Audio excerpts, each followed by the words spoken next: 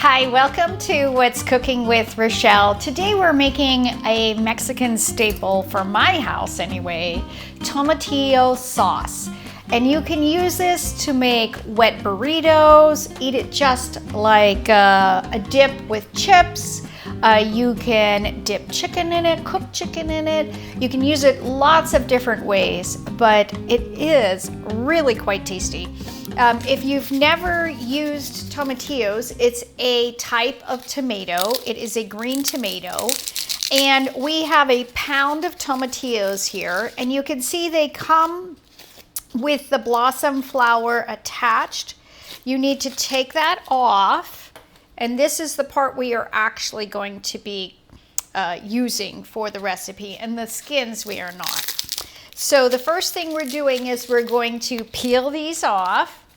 And like I said, I have a pound here. Besides this, what we are using in our sauce today, we have some white onion. I have some fresh cilantro. I am making this about medium spice level. If you like less spicy, I'm gonna have you use less pepper. If you're okay with spice, you can even jump it up a notch. Once we get these peeled, we are going to rinse them real fast just to make sure there's no dirt or anything on them. But I have one jalapeño here and one serrano. So again, that's going to make it about what I consider a medium spice. Besides that, the only other ingredients, we have 2 cups of water.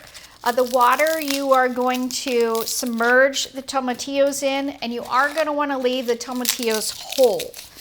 Do not cut or dice the tomatillos. And the purpose of that is we want them to actually bloom inside, and when they blister and pop, that's when we're going to know that the sauce is ready to puree. And of course, if you wanted a chunkier version, you could just do it in a food processor versus a blender. But we're going to make ours pretty smooth today. So you can see I'm almost done doing this. And I am going to take these over and rinse them off. And then I will see you guys back here in just a second. Okay, so we have our tomatoes washed off. Again, this is a tomatillo. It's a green tomato. We're going to put these in our pot on the stove.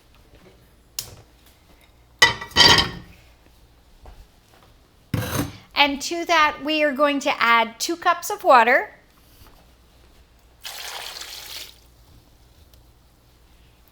And like I said, that is just kind of to cover and submerge them. Now, the best thing about making this is it doesn't require a really lot of work or skill. So when you buy cilantro at the grocery store, it comes in a bunch. So what I have here is about half of a decent sized bunch. And you can see about how much I have. You don't have to destem it or anything. We're going to put it all in there. You don't have to chop it, nothing. I'm just going to rip it in half just so it fits in the pot more. Okay, and then the other thing is our spice, which of course we have the jalapeño and serrano. And I am just going to chop this real fast like that, just so, again, it fits in it a little bit better. And we are also going to add about a half a cup, 3/4 of a cup of onion. Again, this is personal taste if you prefer a little bit more onion flavor or not. And we are just going to take the end off. And I'm just going to eyeball it. That looks like that's not quite enough yet. Take off the exterior of the skin. Let's get just a hair more.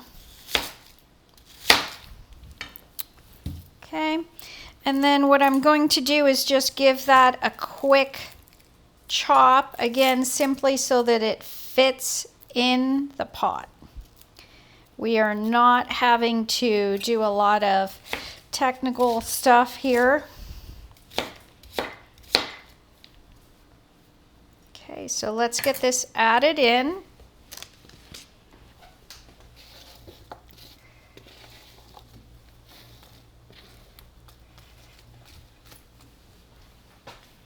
And then the last thing we're adding to that is our spices. I have a teaspoon and a half of sea salt. I have a half a teaspoon of cumin. This is dried cumin, obviously.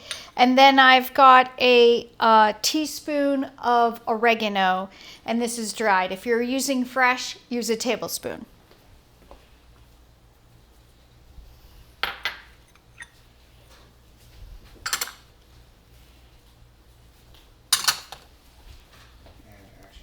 And then you're just going to give it a quick stir.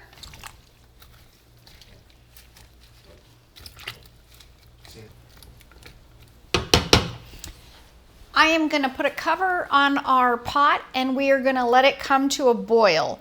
Once it's at a boil, we are going to turn it down, let it simmer until the tomatoes pop, which should be about 15 to 20 minutes.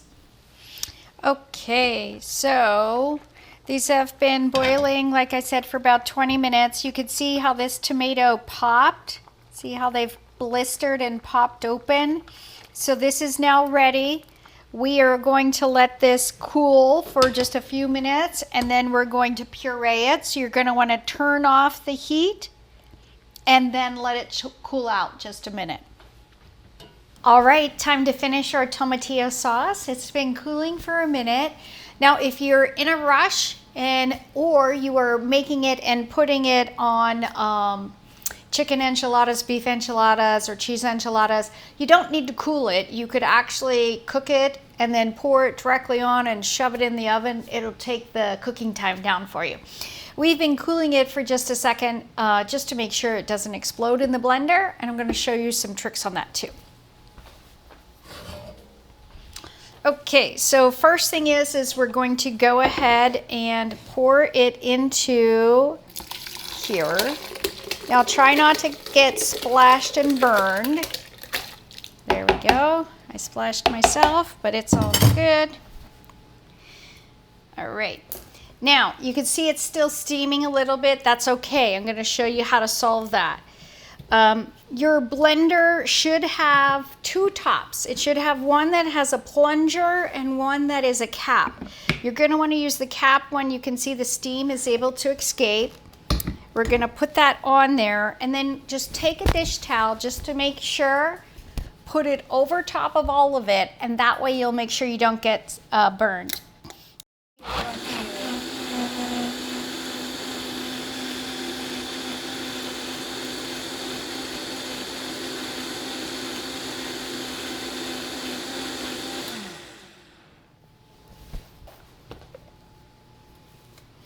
Now, when you taste it, if you need to adjust the salt level at all, you certainly can do that.